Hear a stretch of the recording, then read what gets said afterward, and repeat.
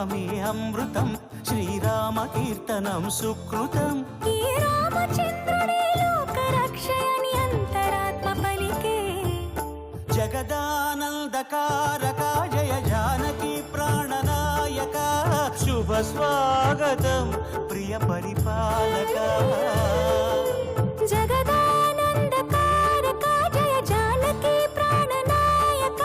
శుభ స్వాగతం ప్రియ పరిపాలక మంగళకరమౌ నీరాక ధర్మానికి వేదిక అవుగాక మా జీవనమేక పావనమౌగాక